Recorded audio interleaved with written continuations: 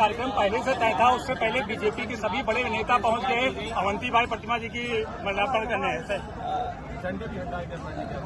वीरांगना अवंतीबाई लोधी का सम्मान सभी को करना चाहिए और सरकार के लोगों को विशेष इसलिए करना चाहिए कि संसाधन उन्हीं पर है।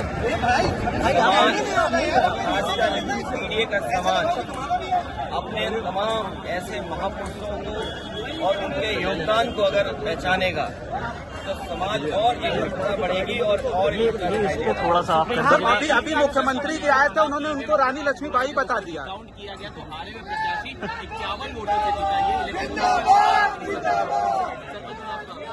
ये इलेक्शन कमीशन पर समय पर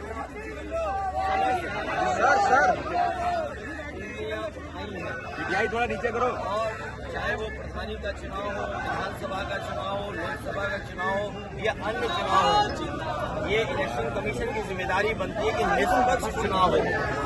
निष्पक्ष चुनाव के साथ साथ इलेक्शन कमीशन की इंस्टीट्यूशन पे लोगों को और भरोसा बढ़े। इधर जो हम लोग देखते हैं कि इलेक्शन कमीशन के जो फैसले हैं, इलेक्शन कमीशन का जो काम करने का तरीका है, उससे लोग संतुष्ट नहीं हैं। अविश्वास पैदा हुआ है। अभी हाल ही में जो वोट चोरी, वोट डकैती को लेकर के बड़े पैमाने पर देश को इंडिया गठबंधन और अन्य दल है, उन्होंने कोशिश की और उसका परिणाम ये हुआ कि सुप्रीम कोर्ट को भी उन बातों को मानना पड़ा जो विपक्ष कह रहा था। इलेक्शन कमीशन पे कई बार उंगली उठी है और यूपी के चुनाव में तो न जाने कितनी बार उंगली उठी है। ये तो पहला फेज था कि जहां हम अपना वोट बचा सकते हैं, अपनी वोटर लिस्ट में शामिल कर सकते हैं। ये पहला चरण है। लेकिन इसके बाद जो प्रशासन काम करता है, सरकारें जो काम करती हैं, उस पर इलेक्शन कमीशन कोई कार्रवाई नहीं करता। मुझे याद है कि जिस समय उंगली उठाई थी इलेक्शन कमीशन पर, तो 18,000 वोटों का जो डिलीट किया गया था, उनकी जानकारी इलेक्शन कमीशन को दी एफिडेविट के साथ दी। लेकिन अभी तक इलेक्शन कमीशन ने एक भी अधिकारी के खिलाफ कार्रवाई नहीं की। अगर एक भी इलेक्शन कमीशन के खिलाफ कार्रवाई हो जाए, मतलब अधिकारी के खिलाफ इलेक्शन कमीशन कर दे कार्रवाई, तो मैं समझता हूँ कहीं भी वोट चोरी, वोट डकैती या इस तरह की लूट नहीं होगी। सर, आजादी के इतने दिन हारा हुआ कैंडिडेट सुप्रीम कोर्ट के सामने जीत रहा है, क्या मालूम? देखिए, इलेक्शन मशीन पर हमेशा सवाल खड़े होते हैं। टेक्नोलॉजी या इतनी फुल प्रूफ हो कि उससे बेईमानी न हो सके। कई बार लोग वोट डाल करके आते हैं ईवीएम में और पता लगता है उन्हीं का वोट 0 निकला। ये भी खबरें हम लोगों ने सुनी है।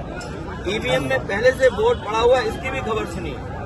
ईवीएम के इतने महीनों रखने के बाद बैटरी पूरी चार्ज कैसे दिखती है, इस पे भी सवाल खड़ा हुआ। इसलिए जो बैलेट का हमेशा मांग रही है, और अमेरिका की नकल करें, जापान की नकल करें और जर्मनी की नकल करें। जर्मनी में तो सरकार और वहाँ के सबसे सुप्रीम कोर्ट का ये फैसला है कि अगर ईवीएम से वोट पड़ेंगे तो अनकॉन्स्टिट्यूशनल होगा। इसलिए बैलेट के ऐसे वोट पड़ रहे हैं। अमेरिका में भी बैलेट से वोट पड़ते हैं और वहाँ खुद किससे वोट डालना ये चॉइस है। लाएंगे अखिलेश इस बार पीढ़ी सरकार, लाएंगे अखिलेश इस बार पीढ़ी सरकार।